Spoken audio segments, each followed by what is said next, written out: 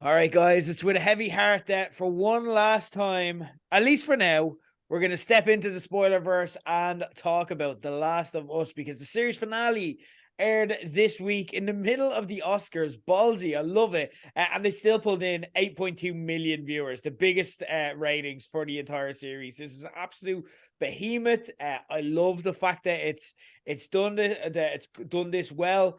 But I have to say, I am upset that it's ending, not only because I really enjoyed the show, but also because it'll be the last of these conversations that we get to have for the show for the time being. Of course, I'm being joined by Kev Squared, K Squared. It is not one, but two Kevs. We have fan clubs Kevin Keane and the Ballymun Bruiser, Kev Metcalf there. Are you trying to do a Kev Squared hand symbol? That's not possible. I'm going to hold my phone and do the square at once. Can you make it? That's how you do a K. There you go. Just a square. 3 a.m. K start. square. Yeah. And can you square a K? I don't know. Yeah, no, 3 look, this a.m. is start. Leave me alone. we're an audio medium for the moment. Unless you're watching the videos, this is pointless content. But, guys, we will discuss the episode. I do want to get your thoughts, but we'll hold our fire for the time being. I just want to kind of check in with you and just do a general well-being check. How you feeling? It's the end of this. The withdrawal started kicking in. Are you happy to kind of be at the end of this? Kev, we'll start with yourself first. How's it feeling being at the end of this journey? Gentlemen, it's been a blast of us. Ah, You thought of that about a month ago, didn't you? You couldn't wait. Been waiting for that for ages. amazing. It's Worth it. a very good one. Yeah. There you go. How am I supposed to follow this with my own recap now? Fuck. Just got the best line at the very opening. Amazing. Should have saved it for the end, really, but you know what? You set me up there, Chair. Bruiser, are you starting to get withdrawals? Are you happy it's over? How's it going to? When did Breaking Bad end? 20 years ago. 12-ish, was it? No, it would have been later. It would have been like 2016, 17, thereabouts. That was the last time I watched a weekly show. Yeah. It's been that painful to watch, so I'm kind of happy that like it was just so hard to make sure you could watch an episode a week. So part of me is relief that it's over. Okay. That makes any sense? Yeah. I enjoyed it, don't get me wrong, and it gave me a reason to watch it weekly. This conversation, the blast of us now that it's now known as. Nah, just at the end. Now you got to keep putting her over now, right? And then you don't mention it for 20 minutes, and then at the end you say it, a big pop. There you go. Who knows? Okay, well, look, we are at the end, and we will discuss it one more time. Just out of interest, Bruce, like what is it about having the weekly? Is it not just being able to watch the next episode? Does the anticipation for the week kill you, or what is it? It's struggling to find 40 minutes or 50 minutes or whatever it is of that time in a row on a serious show. Okay. So don't get me wrong, like I could have several hours a day, but there could be a toddler running around, so there's a sitcom on in the background. You know what I mean? Like or something that's doesn't need to take up that much mind space with me. You know? Yeah. So it's just trying to fit that guaranteed spot in. Like you then had to make everything fit. Like I couldn't take a job. I have to do this. I have to, you know what I mean? Like so, it was just I just struggled to watch it. Then when I get 5 or 6 hours, I blast out a season of You or whatever. You know what I mean? Like when you get that time, but that time isn't weekly. You know that way. Okay, interesting. Right. Okay, it's just different perspective, and to be honest, different people watching TV. So I say there'll be a lot of people out there listening who that speaks to. So I just wanted to kind of get your perspective. That's really interesting, guys. We will discuss the finale and also as well what we're going to do now. Don't worry, you are safe to go. Spoiler rules are going to be slightly different for this one. Okay, for a start, if you watch the episode, you are safe, particularly for the first part of our conversation. So we're going to do our usual episode discussion. We will allude to the games. Now we finished, we're at the end of the first game as well. So we can talk about anything from the first game now, but we will allude to kind of differences or whatever. Not to spoil you, not to give away it plot-wise, but just to kind of enhance your experience and kind of knowledge around it and so on, and kind of fill in the blanks for you. Now, this week, because it's the last episode, what we're going to do, and don't worry, we will give you loads of signal beforehand. We won't just come out and say anything. We won't ruin anything without loads of warning. You will know if you want to switch off, when to switch off. But at the end of the show, we're going to discuss parts of the second game, to discuss season 2 and kind of do a bit of spoilery video game kind of discussion that we've been holding off. So we found it so difficult every week not to do. So we're going to give you a bit of that as well. If you are a gamer and you've played part 2, or if you don't care about spoilers and you want to get involved, but don't worry, if you don't want to get spoiled on the plot, we will give you loads of warning beforehand. We're going to have sound effects and all, so don't worry. We will not ruin the second season for you. Anyway, guys, but before we get underway, what we're going to do, as we always do, for one last time, is we're going to talk about the show to kind of put ourselves back in the mindset and kind of frame our discussion. We're going to give my alt recap for episode 9 of The Last of Us. And we begin The Last of Us season 1 finale, Look for the Light, by meeting Anna, who's pregnant and sprinting towards an abandoned home, presumably away from infected. And you know what? Yeah, that's pretty tough and all when she's running away from an infected pregnant and all. But if you ever tried to run away from a zombie while getting kicked in the balls, it's pretty much the same thing, is all I'm saying. Like, I'm just throwing it out there. I'm sure it's just as painful. Anna is played by OG Ellie Ashley Johnson, so of course she's an absolute badass, and she gives birth literally while killing the infected chasing her. Unfortunately, she gets bit along the way and convinces Marlene to take Ellie to find a home for her, which is actually a tactic the Bruiser once tried to pull on me. He's like, oh, you showed up late for babysitting, so now you have to raise this child as your own. I'm like, and Marlene is like me. She's like, I'm not sure it works that way, but okay. Don't let her get killed or chopped up in a hospital. We're all good, like, you know. Yeah. Back in 2023, Joel is trying to cheer Ellie up from being such a dry shy, thinking about how a cannibal tried to rape and murder her, or as they call that in the Cordyceps Apocalypse, Tuesday. That is until they encounter a tower of giraffes. Thank you, Google, for that actual collective noun, by the way. That's an amazing collective. A tower of giraffes. It gets Ellie chatting as Joel says they can just go back to Tommy. Ellie said they've come too far to go back, which sounds really deep, but it's literally the end of the world. Who gives a fuck? Like, who gives a fuck how far you've got? The giraffes, do you think they care? Or the people that died along the way? They're dead. They don't care about anything. That's the smarter move. Go back. It's literally just stubbornness at this stage. Like a dad who insists he can find his car keys. Like, what are you doing, Ellie? And minutes later, Joel is totally vindicated as they're both knocked out and taken to a Firefly hospital, where Marlene insists Ellie has to die to supply the vaccine. Threatening Joel's daughter is like holding a red rag to a bull, or telling the grumpy dad who's lost his keys that it doesn't matter because he's an average driver at best. Joel Miller has two different speeds. He is either waxing lyrical about folk songs and car batteries, or murdering everybody in the room. And guess what, guys? He's all out of batteries. Every single Firefly dies en route to him saving Ellie, including Marlene, who for some reason was writhing on the ground with Joel walking away and was like, no, please let me live, thereby actually reminding him, oh yeah, I better put one between her eyes so she doesn't possibly survive and follow me. Idiot, Marlene, you deserved that for that alone. Ellie wakes up in the car to Joel telling the worst parent lies, that when they fucked up and didn't get you what you wanted for Christmas, but tried to convince you that Booster was the really cool toy that you really wanted anyway, not Radioactive Man. Ellie asks him if she's lying. He says no. She says okay. And Joel, I know it's been a couple of decades since you've been a girl dad, but when they say they are fine, you are uber fucked, pal. And that, ladies and gentlemen, was The Last of Us season 1. Totes emote. Guys, time to check in. I want to get your thoughts. Bruce, we've kind of touched on this, and I told you to hold your fire because I want to have this conversation on the show. What are your own thoughts about episode 9?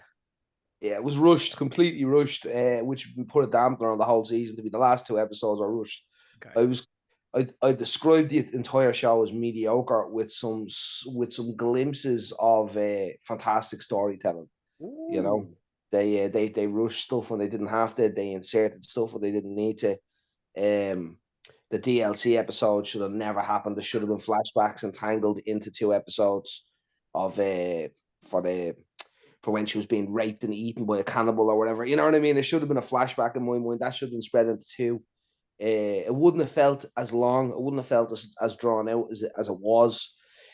The episode where we talked about, was it 4 or 3? The buffer episode we all discussed. Like, why include them to then rush the finale? Give me 6 episodes of gold. I don't need 9. If that's the case, if that's all the game has allowed you to have, just give it that then. Okay. Coming in hot. I love it.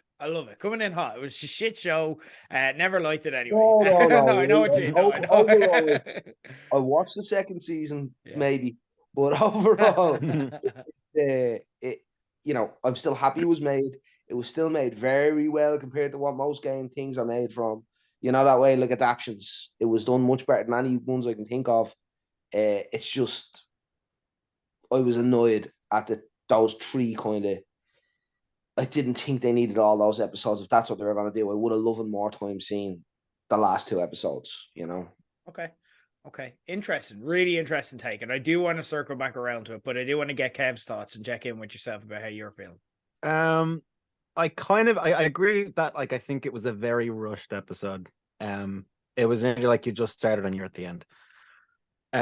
Even though they hit all of the major plot points for the end of the game, I thought there was room they could have added in. Like they did add in a little bit of stuff, but you could have just expanded different scenes and just kind of made the ending feel a bit more earned, I think. Okay. Which I'm not sure. Well, I don't know. It fell a bit flat for me, just at the end.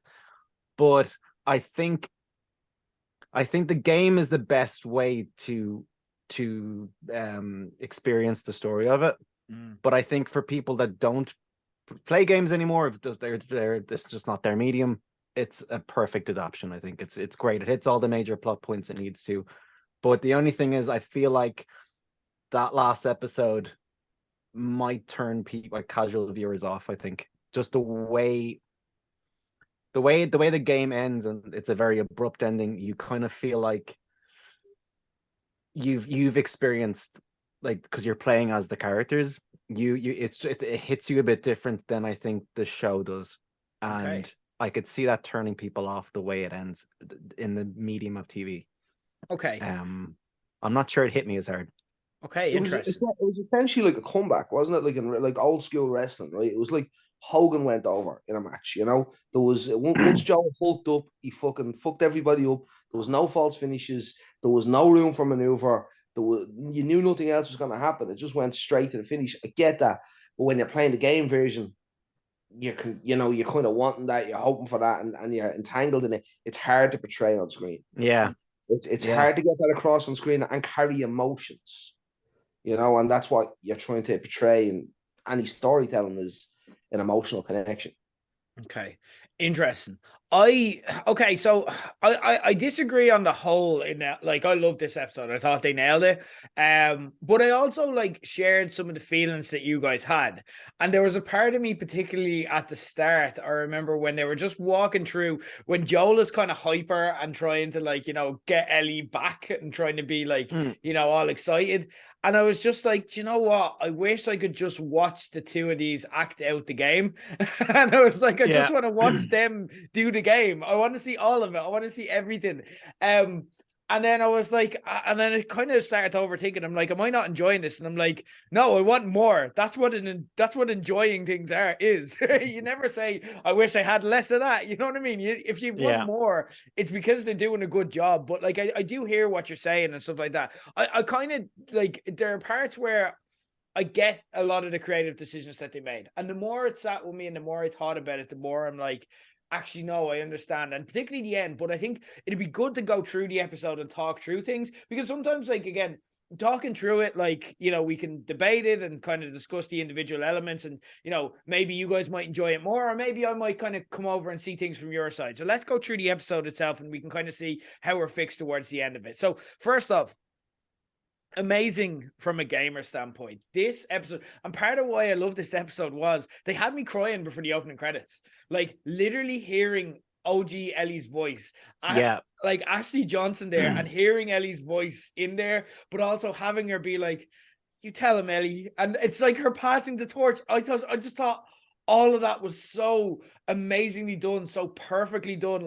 Of all the cameos they've had, we've talked about, Troy Baker, and obviously we had OG Tommy as well earlier in the season, and they were great to have them in there. But this was this meant something. And they did it so well. She sounds the exact same as Ellie, but it makes sense in a way because it's her ma, like, so of course she would. She looks like Bella Ramsey, which is something we never actually took into account. All those times everyone was saying like, Bella Ramsey doesn't look like Ellie. She looks like fucking the person who plays Ellie, like a fucking lot. Like, as well, like just little things that I loved about the opening of it, like the house, for example, was a dead ringer for a very important location in part 2 of the game. And as soon as you see it, like including like an abandoned house in part 2 of the game with a broken tractor outside, I'm like, that's supposed to look like that part, which is just a little nice Easter egg that they had in there. Thoughts on the intro with Ashley Johnson as Anna? Kev, we'll start with yourself. Same as you. As soon as I heard the voice, you just get a little bit emotional. Like I liked it. I thought the tension was great. The only thing I will say about it is I don't like that they kind of gave a reason why Ellie's immune. Okay. I prefer that being a bit more just she's just an anomaly. Because you're kind of like, well, if Marlene knew about this, because she didn't believe Ellie's mom when she said that she cut before she was bit. Yeah. I don't see why the Fireflies wouldn't have tried this method of getting immune kids. Have you thought about what it'd take though? Like for them to do it, it's the Fireflies. I wouldn't put anything past them, to be honest. You'd have to kill a pregnant woman as she's giving birth to save the world, Jer. No, sorry, you'd have to infect a pregnant woman as she's giving birth. Yeah. You'd have to literally be like, right, I'm holding someone with the cordyceps here, hoping they don't bite my hand, and now they're giving birth. Okay, she's bridging, go, bite. You know what I mean? It's an 20 years of desperation. Yeah. You know what I mean? Okay, maybe. But I prefer just Ellie being like a complete anomaly, like that. You don't know if there's any other kind of, because the fact that there's like a method to this now, technically, I don't know. Really didn't sit with me that well. Okay, Bruce, thoughts on Ashley Johnson as Ellie's mom, Anna? Yeah, no, it was really good. It was a good scene. I knew it was going to be her because you told me she was going to be in it. Like I'm not that worried on it all. But no, she done really well. It was a cool scene. Get him Ellie, all that, or you tell him Ellie, was lovely. But yeah, I kind of agree with Kev a little bit with the Firefly situation. Is that, you know, if they have this doctor guy who can grow her brain, you know, whatever is in her brain in a lab, they'd definitely be growing the virus in a lab, and they just be injecting it to women right before they fucking give birth to eradicate the disease. Right, it'll kill a load of people, but eventually it'll be, you know, an immunity will be created. I don't see why they wouldn't do that. So yeah, I was struggling to think that, because what did they explain it in the game? They never did, right? No, that was a totally new add-on. So I thought that when I hear that, I thought that, but yeah, it didn't make a whole lot of sense to me. But I also know that the 8.2 million people that watched it, most of them probably didn't play the game, and they'll want some reasoning as to why she's fair. You know, so you got to think about the wider audience and how many is a repeat and how many's downloaded. Like how many fucking million have really watched it. They're gonna want to know every part and why and every detail. So I also think as well it's a nice thing to add, like, because again, kind of we're in this thing where we don't know what we want sometimes. Sometimes we're like, a few weeks ago, we're like, it was too like playing Left Behind. There was nothing new added on. And then last week, and then that was shit. But then last week we're like, no, it was perfect. Don't change a thing. You know what I mean? So, and that's fair. Like we all feel that way and we get it. So again, there is that need that we have for new content. And I think in terms of new content, this was perfect as well. It was a way to kind of make it more than just a cameo. This meant something. This wasn't just them doing fan servicey stuff. It actually made sense of the plot, and actually then kind of, but also as well, because for me, I think I'd slightly disagree with you, Kev, just because I think in the video game, we don't ask questions, because in the video game, it's about action. So we're kind of just given a premise and we just follow it. You know what I mean? When you're watching a story, you need to have context around it, because you're going to feel certain ways, you know? You'll know that if you're watching something passively rather than actively, you're going to notice plot holes easier because you're not in the mix, you know? So you're going to be like, well, why is she immune? Like, how are they going to operate? You're going to ask those questions if you're just watching it. So I think not only was it just for the audience, I think it needed needed to be kind of explained to a degree, you know, and without having something like, again, it's sci-fi in a way when we get into this, and again, kind of, I think it's always going to be bullshit at the end of it because it hasn't happened, you know. I'm a Resi fan. I fucking you totally get it. Yeah, you get it. But interesting. We kind of move forward to present day 2023, and Bella's kind of distracted and traumatized. I thought she did that so effectively. I thought, you know, Ellie being completely different, and this is why I kind of disagree with the feeling around that they were rushed, because I get it in that I wanted more just as a fan. I wanted all these episodes to be an hour and a half. I wanted them to be the same size as the first episode. But then there's a part of me that's like, what did they leave out? What wasn't there that I actually wanted? And I couldn't think of anything. And then when I'm kind of like, well, I would have liked to see like Ellie kind of react a bit more. And I'm like, no, they had that. No, like Ellie was really disconnected and she wasn't herself. And we established that. And it was kind of upsetting to see. And I wouldn't have liked to see more because Joel is so hyper to be a dad again. Like, you know, he's got this, like, he's like, oh yeah, dynamite. Oh, we're going to blow it up. Only joking. Oh, well, it came a boggle, anyone. So there was that side of it as well, where but then when Ellie's not connecting with that, whereas we previously Eddie would have been all about that kind of banter beforehand, we missed that, and I feel that really sad. I just didn't want to see it. I don't want to see Ellie traumatized. But then obviously she kind of comes back with the giraffe scene. Obviously a huge iconic moment from the game. Did they stick the landing, Bruce? What were your thoughts on the giraffe scene and kind of even the build up towards it? Yeah, no, the whole thing, like, you just wanted to protect her and hug her, like, you know what I mean? She is Ellie, like, that's one thing Bella Ramsey has done. She's created that emotional connection, you know, even with the storytelling or whatever I find rushed, she's still done a fantastic job.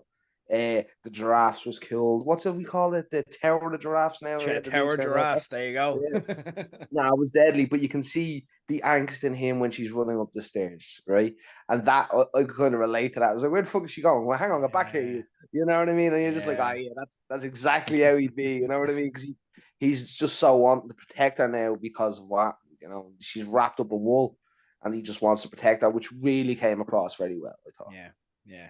Kev, thoughts on the giraffe scene? It's something that we're all looking forward to. Yeah, they nailed it.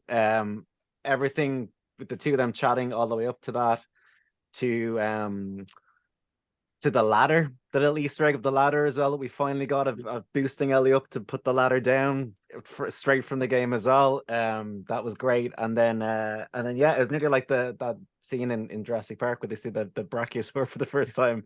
You get to see the giraffes, and it's just such a pivotal moment in the game. And they just nailed it. They just and it's one of those ones where they just completely just stuck to the game content and nailed it, and it's everything you wanted it to be. Like, yeah, so don't mess with perfection. The shout out as well, Gustavo Santalla's Vanishing Child is the song for that as well, which is just an awesome listen if you want. They had a bit of it in the Bill and Frank episode, but they had the kind of the really zen music for Ellie here, and that's actually the exact song that they have in the game as well. Is it real giraffes or are they CGI'd in? Real.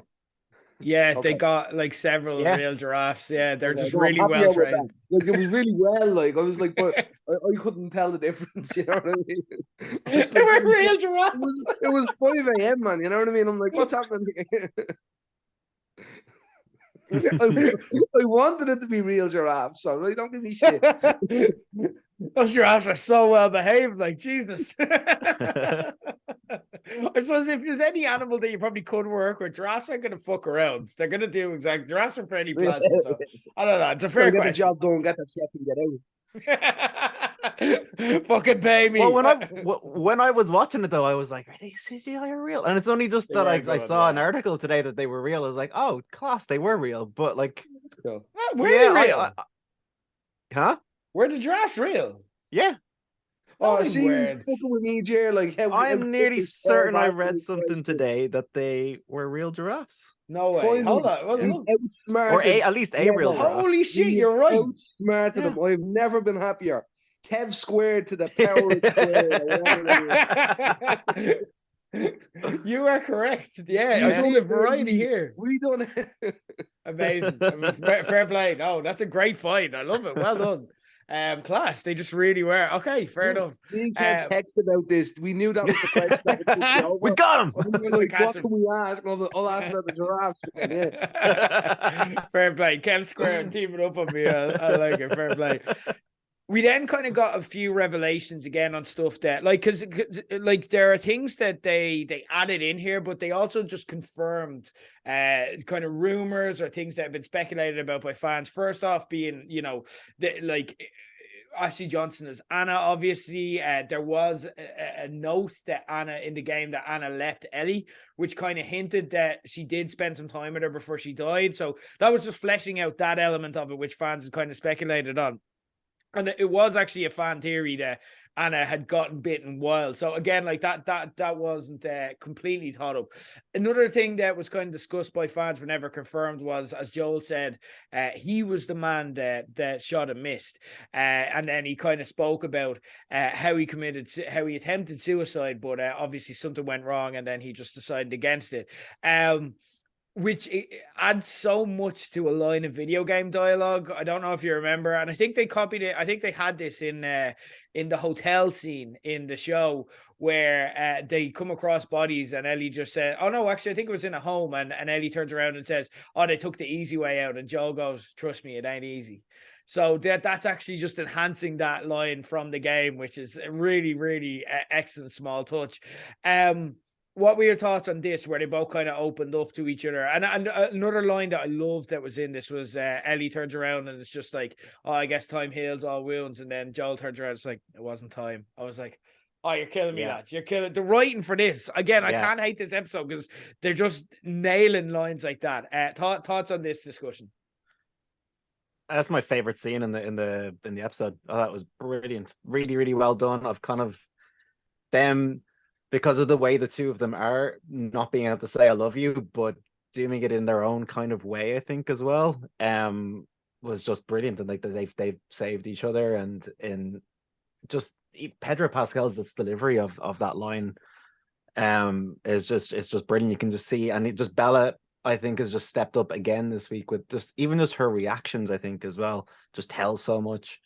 And just that conversation was my favorite bit of the episode. It was brilliant. You can see really moving in the two of them, there's like knowing looks now. There's a shared understanding. There's a shared language. There's something that, like, again, it's stuff where we haven't got to play the game with them. We do have to kind of pick highlights to jump in and out and infer a lot. And to do that, they need to nail this stuff down. They need to be able to like look at each other, and we feel the power of that look and the shared understanding that they have. And moments like this allowed us to do so. So I really love that. Kev, your thoughts on these revelations and that kind of the conversation and so on? Yeah, no, exactly how you hit it. Like, it was just solidifying their bond, right? Like, they've been through some shit. They're both badasses. They've had not that they've had no emotions, but they've kind of kept, they kept themselves hidden to a degree, like, that way, and just they're connecting and they're sharing without having to overshare and go into touchy and feelies and all. It was two badasses. Like, that's what they both are, But one thing about your man Pedro is that I think he's like one of my favorite actors now. Like, he's deadly. Right, like I've watched Mando and all, but I haven't appreciated him, I guess, because it's more the suit I enjoy. I get, Yeah. But like, fuck, guy's good.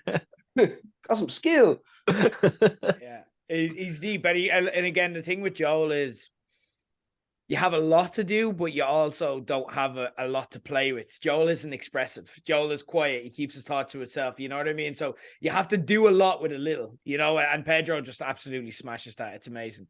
Okay, right. I feel like I'm slowly but surely selling you on this episode. So allow me to try sell you on the next bit, because I feel like this is where we might differ the most, okay? Because there's a couple of things, right? The hospital scene is very quick. It is. There's no two ways about it. I spent about 8 hours of my life in that bleeding hospital. Yeah. What's funny is, it takes forever in the game, but only because it's so difficult. You keep fucking dying. Yeah. That pick make it look so easy. You know what I mean? Wasn't he hiding behind a fucking desk, hoping the guy walks past because he's sticking right in his neck. Throwing a bomb and going, wrong move. Okay, go back to the next room. But imagine that imagine Joel just shitting himself and being really indecisive like we were. And just take away everything. It's like, no, don't throw the bomb. No, don't use the assault rifle. Fucking hell, creep up on him. No. That's if they played the game like we played it, that's what really happened. And that's the least badass thing. But no, that's fair. I do get it. It was very quick. Here's the thing though, okay? Here's what I liked about this. There's two things, okay? So first off, in the first episode, we learn one thing about Joel, and it is he will watch the world burn.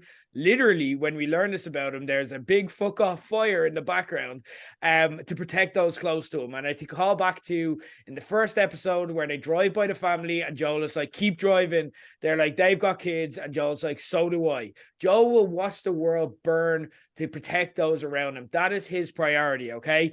We also kind of hear him talk about it in, and he doesn't take a side on this, but he is very much one side. Do you remember he's explaining kind of Republicans and Democrats to Ellie and Jackson? And he's like, you know, there's one side that want to have, keep everything for themselves, and there's one side that doesn't want anyone to have anything. I'm very much the one side. Like, he's the type of guy who, at the end of the day, he's like, I want to keep what I have. You know what I mean? Joel wants, he's that guy. And again, like, I don't hold it against him. It's a valid type of personality, but that's what we saw here. The lights go off again. He is, and I think as well the HBO podcast really kind of made me appreciate this, because they laid out rules for what happened here and what was going through his head. He wasn't just gunning down people. He had a rule in his head where while he's going down the steps, and if you watch it back, which I did after listening to the podcast, you can kind of see this. He stops it a couple of times. Do you remember he stops a couple of times and the guys are like, what are you doing? No one told you to stop. Keep moving. You can see him formulating a plan here. And also you can kind of see him, like, at one stage he stops, but he stops because there's a sign on the wall that says surgery. Do you know what I mean? So he's taking notes of the little cues there so that when he goes back, what he does then is he manages to get into a position where he gets to drop on them. Then his rules are, okay, if they're in any he cannot leave anyone alive that could come back and find him, because he knows that it's going to be, he knows that, like, look, Ellie's fucked otherwise. But also as well, if they have a gun, they have to die, and there's no two ways about it. So while he's doing that walk with the guys, which is actually longer, because essentially as soon as Marlene leaves, Joel is like, nah, no deal, fuck that. Yeah. I'm going to kill everybody. So they do a bit more build up to that. But again, the scene where he kills everyone is very shortened. What I liked about this scene, and I did enjoy it watching it kind of for the first time, and I enjoyed it more afterwards, is that, yeah, you see that whole, if they have a gun or if they're in any way a threat, they have to die, and there's no two ways about it, which is also, like, it's psychopathic behavior, like, to just be able to flip the switch. But we know that Joel has that. What I liked about the way that they edited it was they had the noise be really muffled with that almost Game of Thrones like soundtrack remix of the Last of Us team. It reminded me of kind of like epic Game of Thrones scenes, like where they had the Light of the Seven, where Cersei blew up the Sept, or Jon Snow. Do you remember in the Battle of Winterfell where Jon Snow was trying to get around the dragon, and the build up to basically where Arya kills the Night King? That epic kind of score that they had in the background, they switched to that, but also the sound is muffled out as well, and that kind of suggests like a disconnect that Joel has. Like, it tells us about Joel's disconnect in the world. That's how he's hearing it. He's not connecting to the people, he's not connecting to the bodies that he's dropping, but they stop after the people die. They stop and they show us the corpse, they show us the blood, they show us the damage that Joel is doing here, and they want us to think about that. But in Joel's head, it's muffled because he's on a mission and he's not letting himself think about anything. He's not letting himself think about the fact that these are guys who are just trying to save the world. Ultimately, these are kids who are on shifts for like what they do on a Tuesday. You know, they're not expecting a rampage here. They're not expecting a fight, and they're not posing a threat to him. The threat is self-imposed in Joel's head. So I love this because I think again, I asked myself, yes, I'd have liked more. I'd have liked 8 hours. But actually, if they played the game like me, Joel would be a bit of a little bitch. Whereas this way, Joel was Terminator, which I feel that they did earn by not giving us Joel permanently be Terminator. We only saw Joel act this way once before. It was in the last episode where he had the 2 guys hostage. That's the only time we've seen it beforehand. I think now I appreciated it, and I was like, all right, I'm okay with this now because it's earned, and I feel there's enough context clues here for me to kind of get behind it. Kev or Bruiser, I know that obviously you felt very different, so we'll kind of get the flip side of that from your own perspective. Yeah, it was just rushed, right? It was like a speed runner running through an episode. Yeah, like there was no thought process, rhyme or reason. I enjoyed everything we just talked about.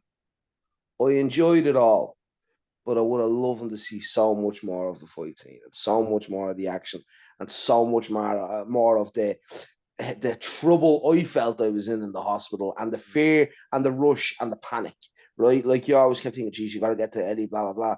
Like where he was just like, yeah, bang, bang, you're dead, fuck you. Now, he done the right thing. It was, he fucking hit the switch. It was great, but I had no connection to that then. I just felt like, rather than them trying to say, look, he's Terminator, like you said, I felt it was like, okay, we got to blow through this real quick and rush through this. Because you said, I get your point that he had to work to become Terminator and blah, blah, blah, and he didn't just have it.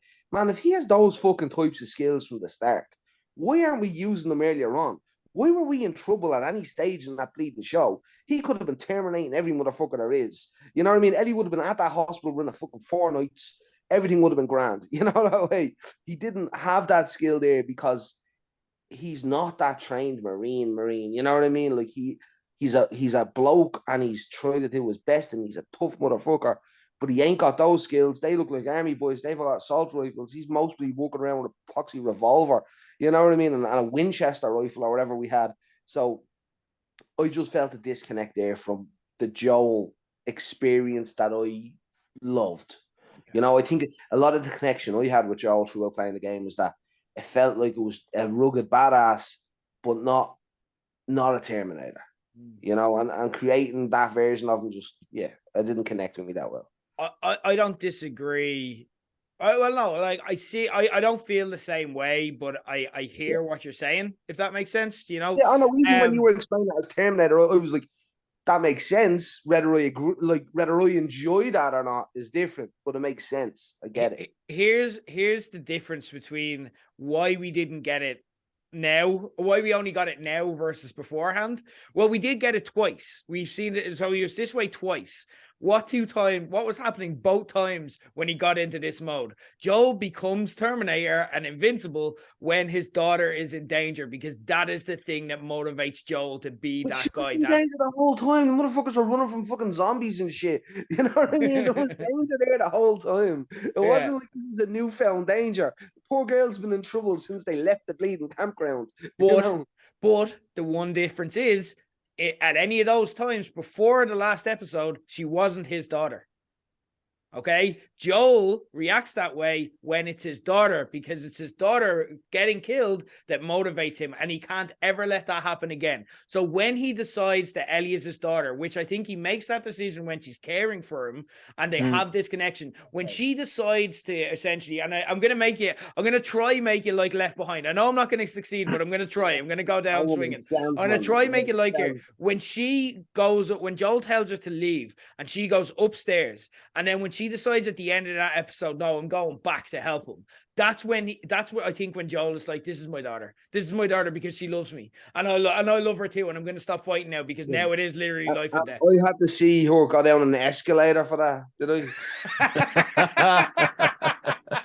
Play Mortal Kombat 2. Actually, side note, when this is over, remind me about Mortal Kombat 2 arcade, yeah? Okay, fair enough. Kev, I know you're sitting there very politely listening to both sides. How are you? Yeah. Where's this sitting with you? I agree with Kev a lot that this was too rushed. I get why he's Terminator mode, because it's Ellie's in trouble, and there was that point when she was caring for him, that like, especially towards the end of episode 8, when it was just like, yeah, you're my daughter now, and that he made that kind of Terminator run again.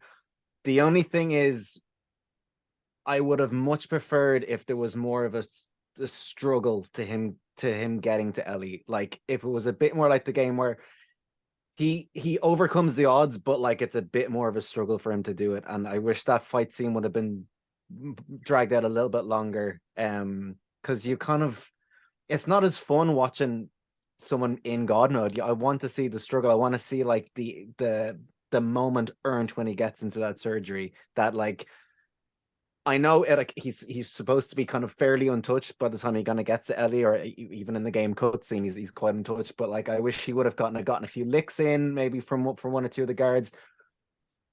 Maybe not even shot, but just like punched, or they put up a bit more of a fight against him, because like there's so many Fireflies there, and he's one dude. And I would have just liked a bit more of a struggle, and like just to play out that scene a bit longer. But the music in it, the muffled gunshots, all of that stuff was incredibly well done. But yeah, I just wish there was a bit more fight there. There was a bit the Fireflies put up a bit more of a fight against him. I think that might have been all it needed for me, really. Was just that. That flat finish I was talking about, where just the baby face just ran right over everyone, and we never got that little moment where there was a rake in the eye or some sand in the eye, and you thought, oh shit, is he gonna fucking roll him up? You know, there was none of that. You just knew he's dropping the leg and he's going home. You know. Fair. Okay, look, I get it, and I don't think that it's invalid, because I think it's a point definitely worth making. And again, like I said, I feel differently, but I hear what you're saying, and again, there was a part of me that felt that way, but I just chose to kind of see the other things instead, you know, and that's perfectly valid too. Another thing I just want to note as well, take note, people, you may have noticed, they're like, why is the camera lingering on the doctor and didn't linger on anyone else? There's a reason for that, okay? We won't say anything more. We will towards the end of this episode, but we won't say anything more, but that was important. Also, as well, Joel chose not to kill the nurses. One of the nurses was OG Abby, by the way, from The Last of Us Part 2. Laura Bailey was one of the nurses. So shout out there. That's pretty cool. Kev's like, that's why I hate it. I knew there was a reason. Am I right? I shot those nurses. Did you shoot the nurses? This is what we're going to talk about. Okay, so you lead me in nicely. I love it. Okay, so yes, now we're getting into the debates, because this is the debates that have been raging on about this game for the last 10 years. Now we can just have the discussion, because it's out in the open, okay? So, Bruiser, I want to get your opinion first. I'm asking you this for a reason, okay? Joel's decision, it's a decision, it's a debate. What were your thoughts? Did you agree with Joel's decision to, say, fuck the world, I'm going after Ellie? Oh, yeah. 100%. All day long. No hesitation. Okay. No hesitation. Fucking fuck the world. What the fuck's the world giving to that lad? Killed his daughter? Killed his biological daughter? Left him with a fucking stupid ass brother somewhere? No, you know what I mean? He's got nothing else. He's only got Ellie. Go fucking kill everyone. Blow everything up. Okay. Kev, your own thoughts? I mean, we've spent so much time with these two characters. It's hard not to agree with Joel, to be honest. Especially if as in the game, you're completely on Joel's side there. And I know there's the cure to save the world, but like it's only a maybe as well. And it's like it's his daughter all over again, and he just couldn't do that and go through all of that again. He's just gotten a daughter back in his life that he just cares for so much. And yeah, it's maybe in the show it's a little bit more did he do the right thing? In the game for sure, because you are Joel in the game, but in the show you're kind of like a bit this is interesting. Everybody dies. There's a reason that I asked it in that order as well, okay? And this goes back to something that was spoken about on the HBO podcast, where Craig Mazin and Neil Druckmann discussed studies they did around Joel's decision when they made the game, okay? And what they said was that non-parents were a bit, oh, I don't know, it's in the middle and there's this and there's that. Like, yeah, you can kind of see his point, but they were a bit 50-50. Parents were like, he did the right thing. I would 100% do the exact same thing. And that is exactly what's after happening here. Which I love. And again, but that's the thing. You have that kind of like, again, you know, Kev's got this, he's bringing this girl, Bruce bringing this girl that energy to it. And he's like, yeah, okay, fuck them, kill everyone. Everybody dies. You know what I mean? Like, there was a thing as well, like, so an extra, and this is a big part of it. And again, like, we won't speak about series 2, but again, this scene is pivotal towards that. And people who don't play the games and aren't going to play the games and are just going to follow the show for series 2, you may look at some of the motivations and go, that's the jumping off point for series 2. What I want to kind of do is give context to this, because one of the main things that you got after playing the first game was you played it and you went on with your life. You're like, la, la, la, really good game, blah, blah. And then someone's talking about The Last of Us to you and they turn around and go, did you kill the nurses? And you're like, yeah, you had to, like, and then they're like, no, you didn't. They just put their hands up. I just killed the doctor. You just get, well, aren't you just, oh, look at me, I just killed the doctor. I'm pretty sure I put a bullet in them before the doctor. It's nearly like, and then you're left with the whole thing of going, I'm a monster. I killed people that didn't need to be killed. Who am I? unless you're Bruiser and you're like, I regret nothing. I killed him now. Even though Bruiser replays it and just goes back and does it for the crack anyway. Leave the doctor alone. It is interesting. Let's talk as well about Ellie's okay. So at the end of it, Ellie says, swear to me that you were telling the truth, basically, about the fireflies. But it's like, again, I think the one thing we'll all agree on is I don't think she buys what Joel is selling there when he's like, oh yeah, I swear, yeah, totally true, yeah, this is how I always speak, it's fine. What do we think Ellie meant by that okay, though? Was she convinced that he told the truth? Did she just accept the lie? Or is this like, our relationship has changed forever? I think you're a monster now. How did that okay kind of sit with you? Because that's how we end the show. So Bruce, what are your own thoughts on the okay? I think she's a very intelligent woman, and she understands that Joel brought her there because she wanted it, even though he didn't want it, and that whatever happened for her own good.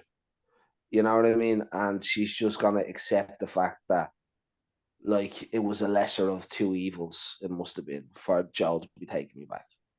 Okay, that's how I'd say it. Like, she's not naive. You know, look at the shit she's been through. She's at no stage in the show that she seemed naive. You know, that way. Like, so no, I think she knows the crack. Yeah. Do you think that Ellie would have agreed with his decision when you consider that he suggests just going back to Tommy's, where he suggests the outcome that they end up in, and she's like, no, I don't want to do that. I want my life to mean something. No, I think she wanted to try it. She said, I'll go anywhere with you afterwards once we tried it. They tried it. It wasn't going to work. So they bailed on. You know what I mean? That's the picture I'm taking off for and how I'm interpreting her actions to be. You know then why lie? Is an interesting. I'm not going to listen. I murdered everyone. I killed the doctor, 2 nurses. Yeah, the nurses might not have had weapons. I can't really remember. There was a scalpel. Killed everyone. Shot that woman that like took you off your man. You know, the woman that had you as a child. Yeah, she's dead as well. Shot her twice. Once to the stomach, once to the face. Let's one shot Tommy. You know what I mean? Like, yeah, that's fair. Kev, how do you read the okay? I don't think she buys it for like a second. Yeah. When he says, and it's just the look on Pedro's face there, Pedro's nailed. Even just him saying, I swear, and like direct eye contact, and you're like, you are full of shit. Like, as a viewer, you realize, like, for fuck's sake, Ellie absolutely doesn't buy it. And I think it's their relationship's done, because conversation where he was talking about suicide and she opens up about her friend in the mall then as well, she's got like survivor's guilt, and I think she really wanted to be the one for her life to mean something, like you said as well. And I'd say it's just the fact that like we don't know if she was told or not that she might die from this thing. I presume she wasn't. No. So because they put her out beforehand, and that's what Joel's contention was, where it's like she deserves a say. But Marlene made a good point where she's like, well, you're not giving her a say. You just want it to be what you want, and I want it to be what I want. And no one gave her a say in this.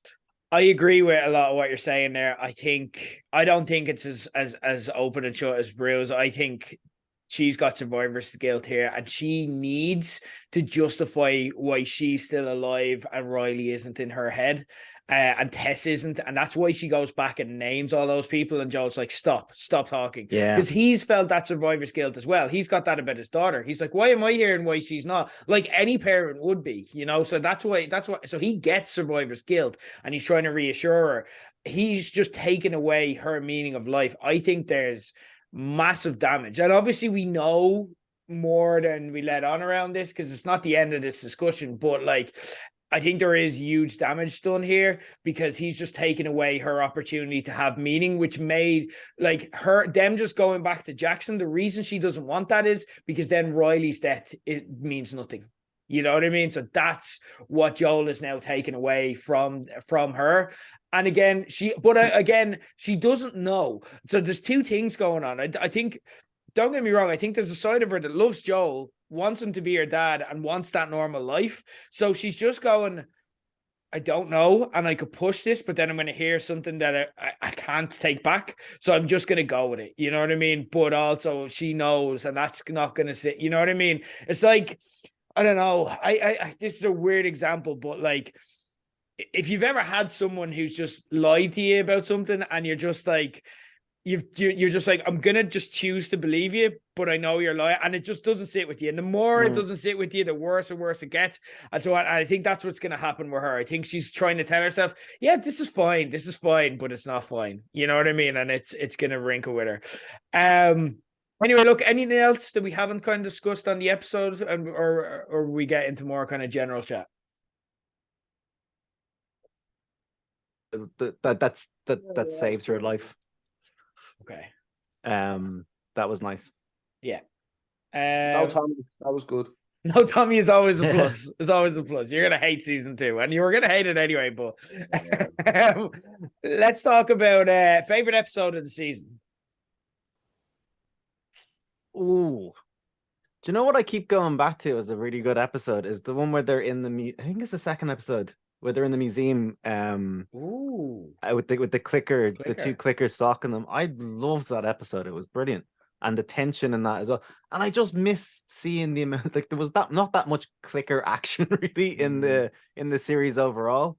And just I remember the tension in that scene was brilliant, and the way they had the clickers and their movements. I think that might be one of my favorite episodes now, and it's kind of one that kind of maybe got overshadowed by episode 3, but it's a great episode though. Okay, awesome. Bruce. Yeah, episode 2 is really good. The clickers I really enjoyed. Surprisingly enough, I'm an episode 1 guy.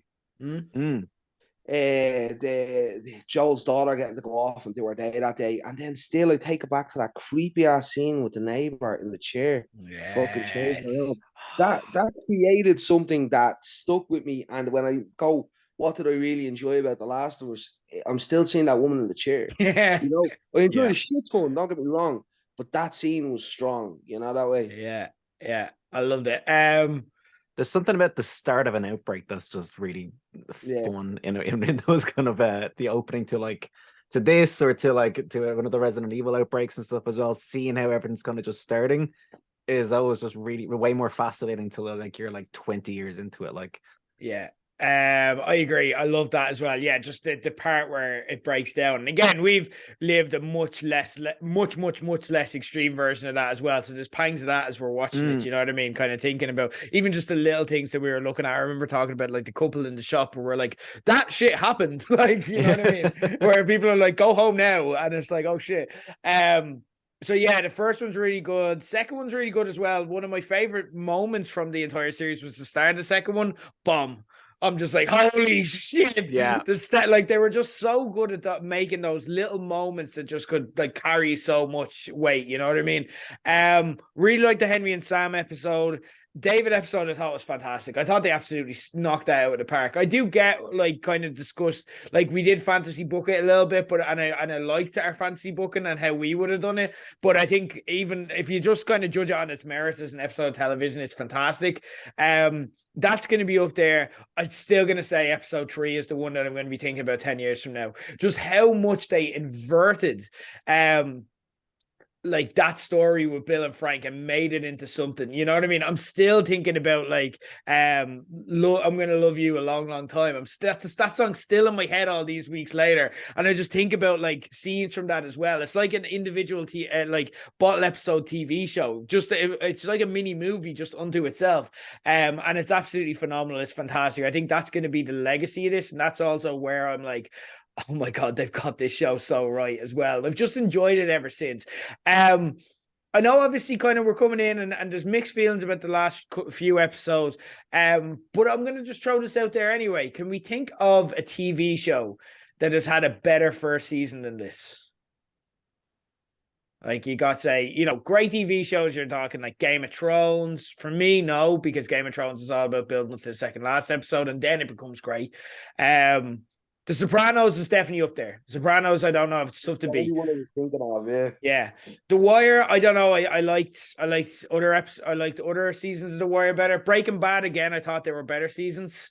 Mad Men, no, there were better seasons.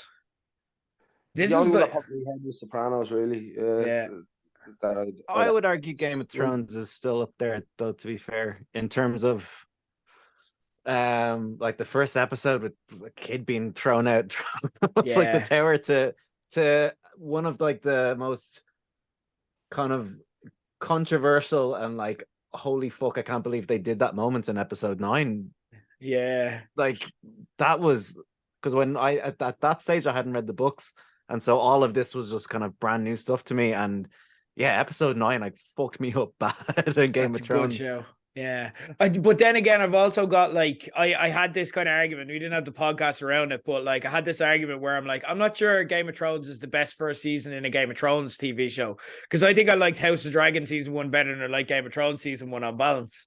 Interesting take. But I don't think House of Dragon is one of the best first series ever. I just don't think Game of Thrones is one of the best. Here's one for you that's up there as well. It's a new recent one, Andor. I'll put that up there as one of the best first seasons ever because that is fucking fantastic. Let's put that up there as one of the best Star Wars things ever. Yeah, do yourself a favor, Bruce. Do yourself a favor because you can binge it. You don't have to watch it weekly. You're all good. Yeah, phenomenal but show. it's fantastic. Yeah. But yeah, no, I think I'm going to be honest. I think this deserves a place in the table. I think this is they've nailed this. They've knocked this out of the park. We can nitpick to death all we like, but again, there is some stuff. Okay, guys, we're getting to that moment. Okay. Thank you to the Kev Squared. If this is the point where you're jumping off, guys, because we're going to get into the spoiler discussion now, okay? We are giving you your warning. You're going to get very fucking spoiled very, very shortly if you continue listening. Thank you for listening. We respect it if you're peacing out now, and we will chat to you for season 2 again. But like for now, we're going to talk about spoilers for The Last of Us Part 2 video game, and it's going to be plot spoilers, okay? So please, this is your warning. Tune out now. Joel dies. I'm just saying. I literally warned you. Like, I warned you.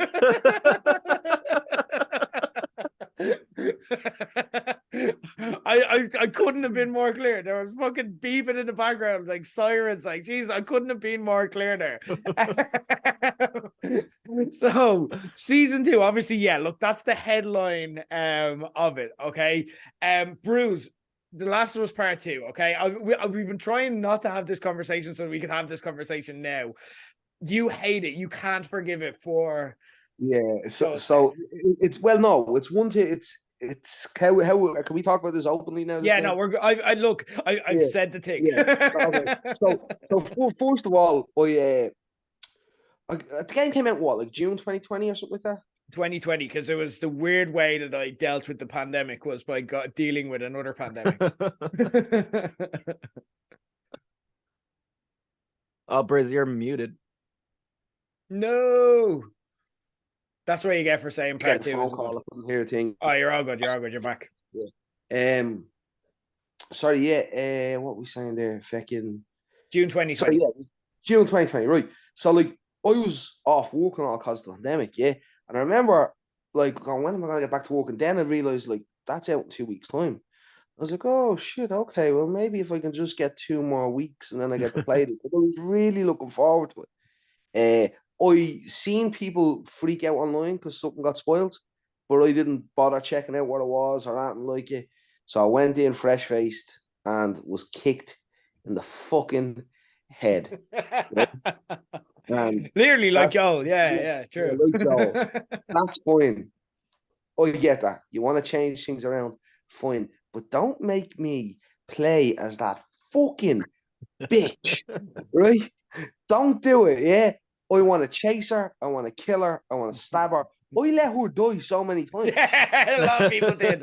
A lot of people did. Over and over again. Like, I just watched her die over and over. I hated her. Yeah. Like, that's my annoying part of it all. I'm fine with Ellie becoming the hero. I'm fine with Joel dying. It was awful, but I can deal with it. But I am not fine with making me become Hitler. She's not Hitler. Fuck you, okay. Lego. Okay. So, Kev, your own thoughts on that moment. So I got a loan of that, I think, in the end of 2020, and it's been sitting on the shelf till this show came out. I didn't get spoiled on Joel's death at all. I don't know. That's amazing. I don't know how. I knew there was controversy in the game, but I wasn't sure what it was about. And about 2 weeks ago, I fired it up, started playing it, and got absolutely kicked in the nuts over and over and over again with a golf club. Yeah, tough. That was tough, yeah. And I didn't expect it, but I thought it was I don't know, it was just a really bold move to do, and I was kind of okay. But then you're playing as Abby a bit at the start, and then when it turns out like she's the one that kills him, you're like, oh fuck, what have I done? These hands. But I'm only about a bit into the game now. I actually haven't gotten back to it in a while, so I don't mind. I know one spoiler of it, other spoiler, but I don't mind hearing other spoilers out from it as well. I'm just gonna go in and enjoy it no matter what anyway, I think, because it's a fun game to play. I've heard dogs are pretty hard to kill though. Yeah, in terms of like, oh shit, no, I don't want to do this. Yeah, you don't want to either, but they put you in spots like, but also as well, like they do that where there'll be little things like when you play as Ellie, you kill dogs, but when you play as Abby is a dog lover, and so you can kind of infer some things that they do there. What's that? Abby is a dog. Jesus, not a fan of Abby, but anyways, no. So here's kind of a question that I want to ask, because they're in a very different proposition now. Okay, they're in television. Things are different. There are stars that are done here. Okay, this is not just like, do you kill Joel? This is, do you kill off Pedro Pascal? That is a very different proposition because it becomes a very different show. But the entire story is about everyone reacting to this seminal moment that's so important. So the question I ask is there a chance that this is where HBO intervene and say, maybe he's in a coma instead, and maybe there's a bit of suspense there, or do they have to do this? They got it. Has to be killed. It's a Red Wedding moment, or it's a Ned Stark moment. It's you have to do it, and you do it in like episode 1 or 2 as well. You shock people with this. Episode 1 or 2. Well, see, that's the thing. Like, so they've said that they have to split it up. It's very difficult because they said that they've got to split it up into 2 different halves. Okay, so it's not going to be just one season, and that makes sense because it's a huge game. It's like 20 hours long. Just like if you play story mode like alone, 20 hours you're looking at. No, sorry, more. It's around 30 hours. Sorry. So it's a huge game, loads of story. But it's tough because I don't see where you split it. You know what I mean? There is a natural halfway point. But what they go for in the game is, okay, I'm going to say something that is a little bit of a spoiler, but it's not, but it is, but it's not, okay? Because it's just something that you feel, but it's not a plot point that happens, okay? Like, there's a little bit of a double turn here. You know what I mean? In it. And it's not to say that like Abby is amazing and Ellie's evil. You know what I mean? It's not like that. It's more subtle than that, you know? But there's a little bit where they mess with you, where they kind of go, and Bruce, I'm gonna put it to you, Joel deserved to die. Like Joel did deserve to die. Like I love Joel, but he deserved to die. Like he did. He like at the end of this episode, like you saw him just kill a doctor. He deserved to die. And 2 nurses, and he was right. He didn't kill the 2 nurses. That was literally just you. But he did. He's a guy who deserved to die, and that's the point where it's like there's no good guys or bad guys in this. You know what I mean? That's what they're trying to tell me is the point. Fuck their point. He shouldn't have died. The reasonable man, reasonable things in an unreasonable world. He committed a genocide. In an unreasonable world. That's not. That's just the Bible. That's literally what like serial killers tell themselves. What it is, legs. You're terrifying me. You're terrifying me, Bruce. So yeah, they're definitely killing off. Okay, so I don't know how they split it though, because there is kind of a whodunit moment where Eddie is the primary character after that. Now, there's so many things I'm looking forward to. There's so many musical moments that I'm looking forward to, but there's just not a lot of Joel. Like, part of me was like, that is the end of season 2. You know what I mean? The end of season 2 is where Joel gets got. But I've no idea how they build up to that, because there's not a lot of tension. It is very early into the game, you know? Yeah, that's what I was thinking of, like episode 1 or 2, because that like you're not really not that much into the game when that happens. Like, I'd say they do episode 1, a 90-minute episode, and just like the daughter, he dies at the end. It'd be so ballsy if they did it on episode 1. Yeah, I don't see anything else. I don't see them going any other way. Oh wow! Because like there is enough content in there, because they do flashbacks throughout the game where you see the time they spent together. Yeah, you will. Yeah, you do see that, but like, so I'm like, could they just invert it and then make that the end of season? Like, kind of. But I don't know. It's gonna be. I can't wait to see the marketing. I can't wait, like, because the marketing is gonna be Joel and Ellie are back, Joel and Ellie are back, and we're all gonna be like, oh. I'm gonna be like, oh god, oh no, and then like everyone's gonna be like, oh, Pedro Pascal, hot dad, can't wait to see him again. It's like, don't get too used to him. Yeah, it's interesting. Abby is such an important character though, because again, like, you're talking someone who does what she does, and then they're gonna try make her, I'm not saying like try make her into the hero, but like they're gonna try manipulate you to kind of feel feelings about her. And fail. And they could fail. They're gonna fail, legs. I'm gonna point blank come out and say it. Like, if they make a Last of Us 3, I want it to be the Abby story. Have you finished Last of Us 2, or did you just give up? No, so you know when Abby gets caught in the housing estate and Ellie goes off on the boat. Yeah. And you know how when the opening scene of that, Ellie's on an island and she's on the boat. Yes. And you know what? I'm grand, because in my mind, Abby's been killed and Ellie's in a nice island on a boat. You missed. And oh my god! Where it ends. I don't want the redemption arc. I don't want it. The end is Ellie's story. Abby to live. I want Abby to be fucking hung from a tree. No, it's not. Like, oh my god, you're so. Oh my god, I thought you gave up around halfway through the game. Okay, and I'm not going to say what happens here because I'm conscious that Kev hasn't played it. Okay, I thought you gave up. You could tell where it was going. And you couldn't, because you're wrong. Because oh my god, in my mind, Ellie's on an island with a boat. Everything's good. But it's so much more effective the way they ended it. Like, it goes back to like early into the first game. It's nothing to do with Abby. You end with Ellie. It's Ellie's story that ends. Is Abby dead? I can't say that. He's in my one.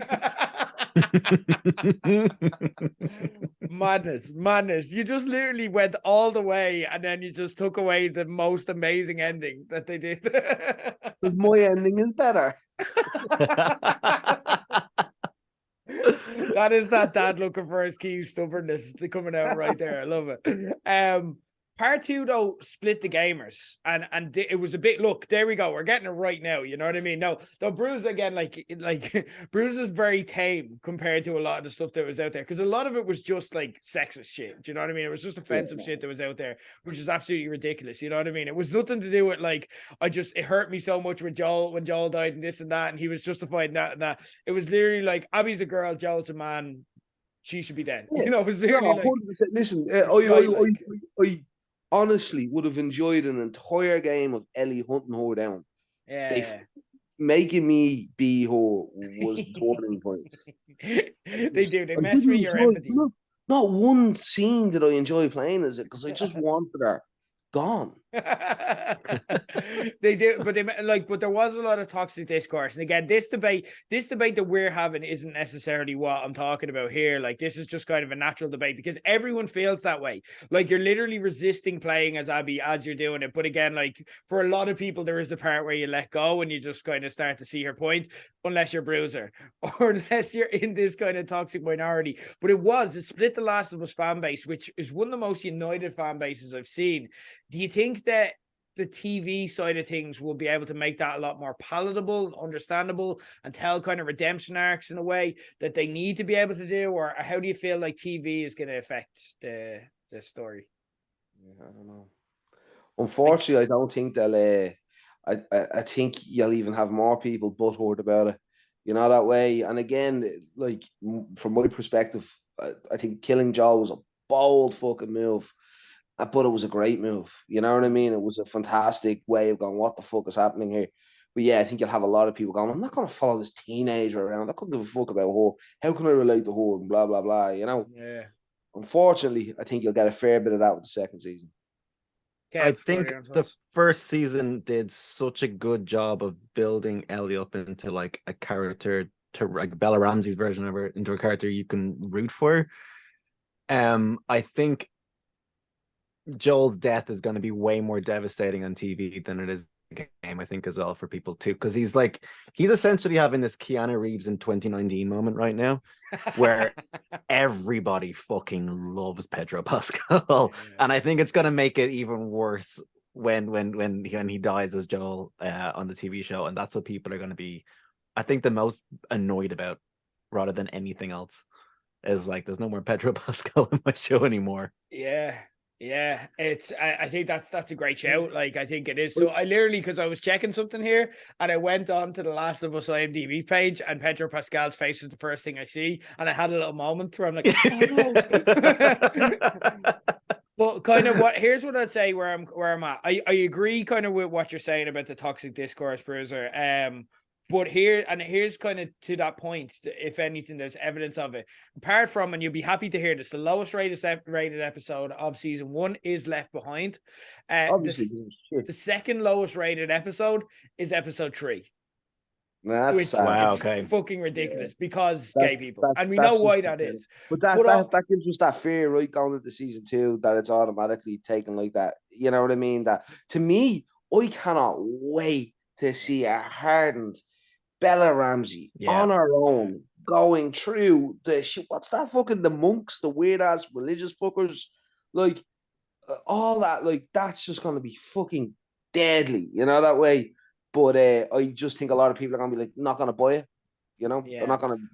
I can't believe that. It's like, but also as well, like, to kind of reassure you, know, as well, that exists. But again, I haven't seen that, because again, I don't hang out in those circles. So again, it's just avoiding me. It's out there, but I think there's so much attention on this show that you can just ignore it. You can just go to one of the places that just enjoy it, to kind of have the like conversations like we have, you know. So I don't think it's gonna overtake it in a way it did overtake it with games, because video gamers are very much like, there's one dominant personality style in there, and that is, there's a lot of people are going to trend, unfortunately, towards this. Now, we're all gamers, so obviously we don't apply that towards ourselves, but we also know that this stuff exists, unfortunately, for better or for worse. But I think we're going to enjoy it. It is. I'm just thinking about it now. It's going to be crazy. It's going to be very interesting to see, Pedro Pascal, how people respond to that, but also as well, there's going to be parts, because there is parts in part 2 where you're like, I don't know if I'm with you now, Ellie. I think you've gone too far. I think you're not the Ellie that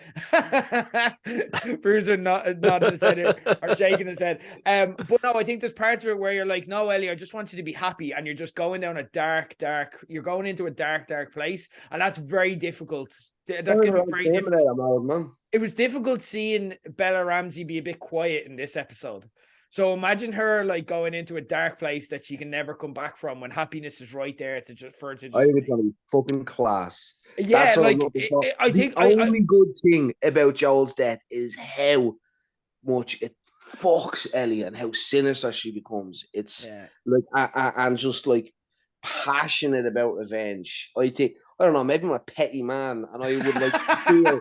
I would also be this similar. Like, I would want this revenge taken. Like, you know what I mean? I'd like to do it. Like, you know. So maybe before Bruiser was married, his Tinder bio was passionate about revenge. Look, I'm excited. I can't wait to see it. Unfortunately, we've got to wait like 2 years.